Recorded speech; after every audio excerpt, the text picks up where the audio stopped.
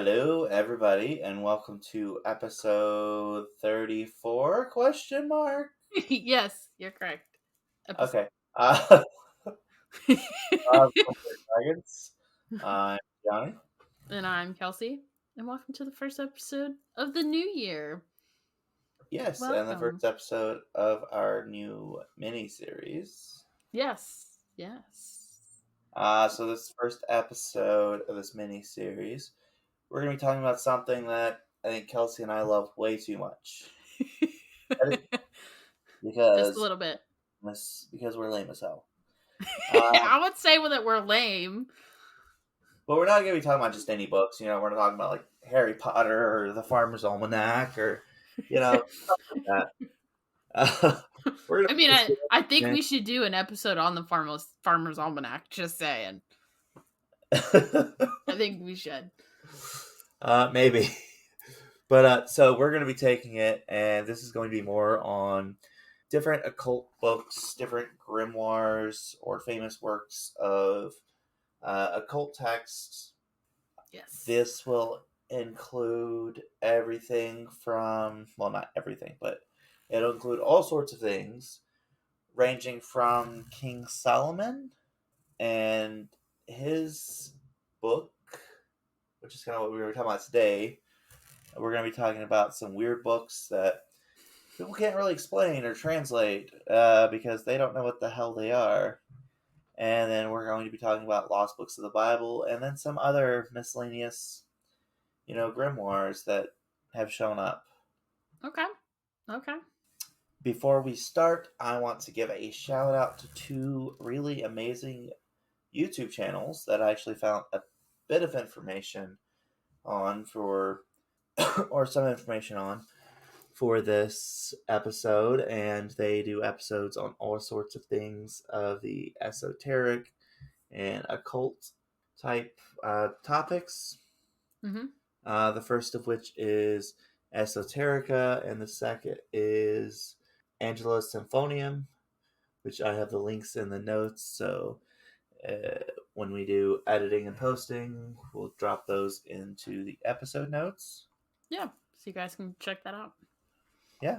So as I stated before, we're going to talk a little bit about King Solomon, who he was, and what his interest was in the occult, or how he ties into the occult. We're also going to talk a little bit about his influence on some other works. So Solomon, also called Jedediah, I guess. Jedediah? I think that's how you pronounce it. I don't know. It's Old Hebrew. Okay. Was a monarch in ancient Israel and was the son and successor of David, according to the Hebrew Bible and the Old Testament. Yes, guys, we're going to be talking about some biblical stuff here. Yes. So if you're wondering how this has to do with anything occult, stay tuned. You might be surprised. Yes. He is described as having been the penultimate ruler of an amalgamated Israel and Judea. Okay. The hypothesized dates for his reign is 970 to 931 BCE. After his death, his son Rehoboam, I don't know how the fuck to pronounce that. If you guys want to look it up, it's Rehoboam. Rehoboam, who succeeded him, would adopt a harsher policy to some of the other tribes, resulting in splitting of the Israelites between the kingdoms of the Israeli in the north and the Judea in the south. Okay. Following the split, his paternal descendants ruled over Judea alone. So this is a little bit of history here, in case that's not clear. And like I said, we'll get into what the hell this has to do with anything of the occult. So stay with me. According to the Christian Bible, Solomon built the first temple of Jerusalem, dedicated the temple to Yahweh, the God of Judaism, Christianity, and all of that, the Abrahamic faiths. Solomon was portrayed as wealthy, wise, and powerful, as well as one of the 48 Jewish prophets. He is also the subject of many letters referenced and legends, or later references and legends. Most notably is the Testament of Solomon, which is not in the Bible as its current standing. We'll kind of talk about that a little bit later. Okay. So there was a book of Solomon in the Bible, and it kind of got, let's just say it got interesting. Solomon was born in Jerusalem. He was the second son of David and his wife Bathsheba. If you don't know the story of David and Bathsheba, so David is one of like the big founding individuals in the Bible, in the Christian Bible, and in parts of Judaism as well. Bathsheba was a woman who he considered beautiful. He saw her. This was a man of the Christian God. I'm just going to say that and not cast any judgment beyond that. But he was a man of the Christian God, and he saw this beautiful woman bathing on her rooftop. Okay. He was the king, and he was just like, "Hey, I like that." And one of his servants was like, "Yeah, she's married," and he's just like, "All right, who's her husband?" And so he finds out who her husband is. Well, he brings her in. He seduces her, quote unquote. I think it was a little bit different than seduction because biblical times and yeah. Anyways, I was like, that's all. That's what we're gonna leave it at. so he does some things with her. She ends up getting pregnant. He finds out he's pregnant. Her husband is a soldier. He brings her husband home, and because of translation issues, it's versus what the original text says. The Bible is a little misleading and confusing, but the Christian Bible says that David brought him into his castle and told him to go home and wash his feet and lay with his wife. In several places in the Bible, feet was mistranslated, and because of pedo versus peta, and actually means penis. Oh. So yes, if you're thinking about Jesus watching other men's penises, you are correct. That is a theory that's out there with that look on your face. Yes. Well, okay. The only reason there's a horror-stricken look on my face is for my cousin's wedding, they washed each other's feet. And that's where my mind just went to of like, oh my god. Yeah, so that's actually a that's actually a possibility that was mistranslated at some point, and that you know Mary Magdalene actually washed Jesus's penis, and then he in turn washed his disciples' penises, who were not in their 30s, like Yeah, or they're older, like they're often portrayed. They were actually teenagers, like they were in yeah. their late teens, which makes it a whole different weirdness. But that's not what this episode's about. We can talk about that later.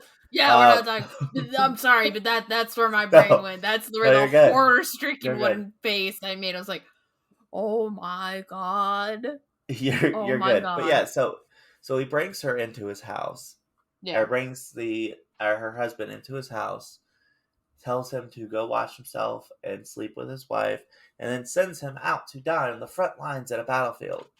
Yeah. Then David can look heroic and look like a gracious ruler because, oh, hey, this man's wife is now miraculously pregnant after, her husband was there visiting her not too long ago. And he died in battle serving our country, so I'm going to bring her into the house and make her my own wife. Yeah. She, that child dies in childbirth. But yeah, so that's the whole story of David and Bathsheba.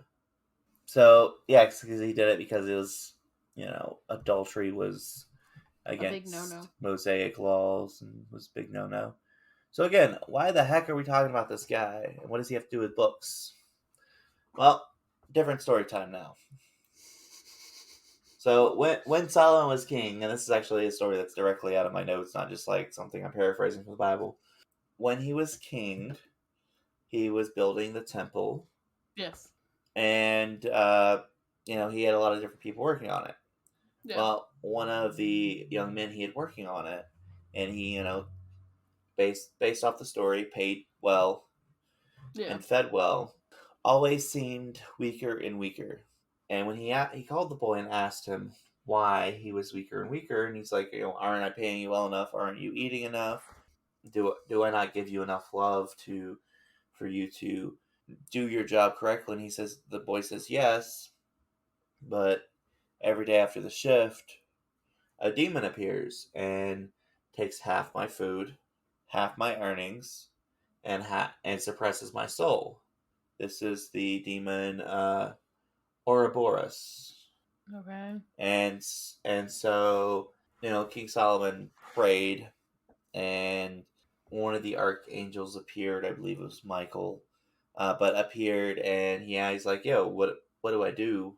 And so Michael gave him a ring with a certain signet on it, saying to if you cast this at the demon, he will have no choice but to follow you.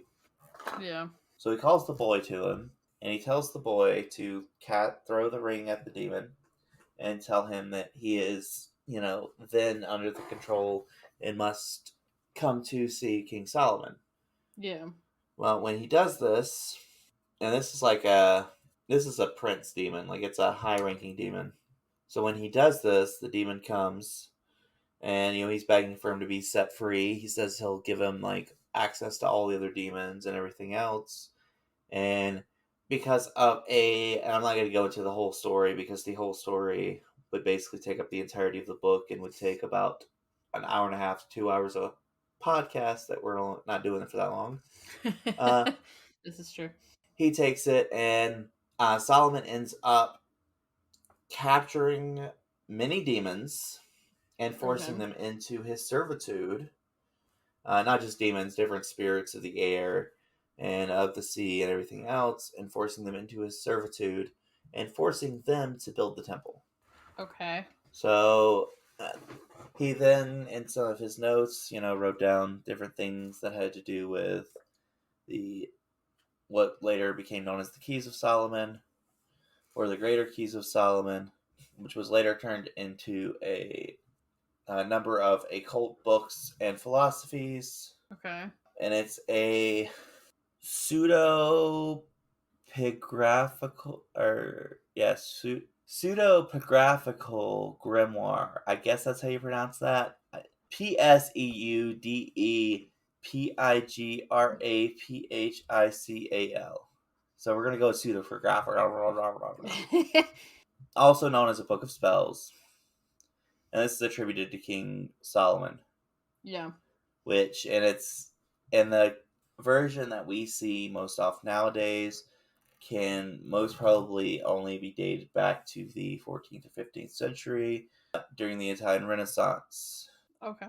So it is presented as the typical example of Renaissance magic. Okay. It is very possible and probable that these Keys of Soloman inspired later works, such as the 17th century grimoire known as the Clavicula Salomonius Regus, which translates to the Lesser Keys of Soloman, although there's many differences between the books. Yes. Many such grimoires attributed to King Solomon were written during the Renaissance, ultimately being influenced by earlier works of Jewish Kabbalism or Arab magicians. These in turn incorporated aspects of the Greco-Roman magic, of latte antiquity. And I'm not pronouncing half these words right. I am not a linguist. I apologize. There's several versions of these books exist, and various translations, with everything from minor to very significant differences. The original type of text was probably in Latin or Italian text. An important manuscript is the Bodleian Librari Michaelis. An early Latin text survives in print form dating to 1600. So these are a number of Latin manuscripts. One of the oldest existing manuscripts is a text in English translation entitled Clavis of Soloman, revealed by Platimon the Gracian, that dates back to 1572. There's a bunch of other books that I'm not going to go into all the freaking detail and butcher all the names of all these people in all these different languages. But just so you know, there are a lot of books that had influence from this, or influence from his works. There are also later works and other legends that say that he also had the capabilities of summoning and harnessing the powers of angels. Okay. So, and a lot of we've talked about on the show before high magic. Yeah. So basically, a lot of high magic is influenced from a lot of Solomon's work, mixed in with a lot of stuff from Kabbalism, from the Kabbalah.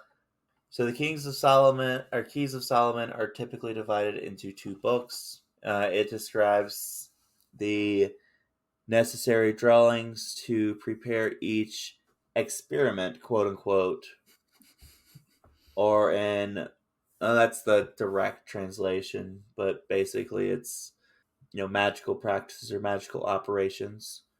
Unlike later grimoires such as the Pseudo-Monarchia Demonium from the 16th century or the Lamagaton. So this is why I don't, summon demons, is because I can't pronounce any of the words. The Keys of Solomon have signatures for 72 spirits, considered by King Solomon are constrained by King Solomon in a bronze vessel. As in most medieval grimoires, all magical operations are ostensibly performed throughout the power of God. So the whole idea here is that basically you can summon demons and work with demons and have power over demons if you use the power of the, or call forth the power of the Abrahamic God to oversee them, Okay. because you're protected by said deity. So there's different elaborate preparations are needed, and numerous different things are needed for these experiments. Some of Okay. which are as simple as simple inscriptions. Some of which are you know off the wall or seemingly off the wall items, like part of a branch of birch that splits off into three different branches, or you know the middle tail feather of a dove, or there's like some really off the wall, very specific things needed for some of them. Okay. Yeah. Really weird. That's like real Yeah. weird and real specific for no reason. Well, some of them are really obnoxiously specific. The stronger, basically, the stronger the quote unquote demon or being is, the more specific the items are. Okay. So, but yeah, so all these books are these two books. Like, so there's certain texts you have to follow. There's certain incantations you have to follow. They contain conjurations, invocations, and curses to summon and constrain spirits of the dead and demons, and like I said, in some cases, angels, and other texts that are based off of Solomon's work. Okay. It also describes how to find stolen items, not autumns. Autumn's not a stolen fault. Stolen parts of the year. Uh, I mean, it kind of felt stolen this year, but that's a story for a uh, different day. that's been a whole decade thus far. Yes, for real. Become invisible, gain favors and love, and so on. So it's like, hey, you summon this demon, this does this, this does this. And this was book one of the two. The second book describes various purifications, which the operator or exorcist should undergo, how they should clothe themselves, and how the magical implements used in their operations should be constructed. So this will be like, if you have to do a certain type of altar for this, how to go about making the altar, what should be, inscribed on the altar, and all that jazz. So the main reason why I wanted to cover this first is because, like I said, this is a cornerstone of a lot of occult books, occult philosophy, and such, and very much builds onto a lot of other books that are used later on, or that are created later on. Yes. A lot of people like Crowley have used these things and experimented with them and have then gone on to make their works. Yes. I don't know. What are your thoughts on all this, Kelsey? It's a bunch of baloney. Demons in general, or? I think that there's good and bad in the world, but I think the stories are horseshit. That's just me. I would say certain parts of the stories are lost in translation. Yes. So, because like you have magic or practices that involve, nature itself, and then you have things that involve theology, and they use similar but different types of energy. Yes. But I think you also have beings that, are labeled as something that can be both harmful and helpful. I mean, you look at other theologies around the world, and you have demons that are not necessarily bad. Yep. I mean, hell, the Greeks use the word demon as just like a spirit. Yeah, it wasn't necessarily good or bad. It was just a spirit, a thing. So, I mean, I think the thought is interesting. I think it is. Yeah. Parts of it is plausible. Yeah. Well, to use. Like Aramiki says, there's a little bit of truth in that whole legend. Some of it's true, some of it's made up, and some of it's been misconstrued because of the game of telephone we've been playing for centuries and centuries. And then you have the whole political game at the time that this is recorded, actually physically recorded. So you have to look at all the parts and kind of go, I don't think that this part of this actually happened. I think this might have happened, but that seems a little fishy. Like, so you have to kind of look at it with a grain of salt. Yeah, no, I can see that. So I can definitely see that. I think it's a very interesting thought and concept. Yes. Definitely something to possibly look into. Now, I will say this for anyone who's interested in delving into any sort of practice with any sort of spirit or demon, as with everything, take steps to know what you're doing first. Don't jump into anything, regardless of how practiced or how talented you think you are with something. Yep. Make sure you know what the hell you're doing. Yes. Yes. Correct. Yeah, that's all I've got for this episode. Okay. So next episode, we're going to kind of be delving into some different grimoires and some weird ass books. Okay. I don't know. So trust me when I say weird ass books, I mean there's a couple that are believed to be esoteric in nature. There's one specific that's believed to be esoteric in nature that we don't know what it says. Nice. We don't know how to translate it, and it was like medieval England. It was written in medieval England, and we have no idea what it says. If there was some sort of cipher that was in place to be able to translate it at some point, no one can figure it out. They've had top linguists look into it, and no one has any clue what it says. Right on. Okay. Yeah. All right. All right. Awesome sauce. I don't know if it's Whatever awesome sauce, but it's something. it is. Are you ready to do our cards? The first draw of this year? Yeah. I am, actually. I don't know why when I said that it sounded so weird, sarcastic. It did not sound like you're very enthusiastic. What did you pull first? Well, so that was kind of I think part of why I said yeah. So I pulled the Three of Swords. Okay. So the Three of Swords is I would say not great one. Okay. I mean, none of the cards are bad, but basically it's so in the card itself, it's typically just displayed as a heart being pierced by three swords.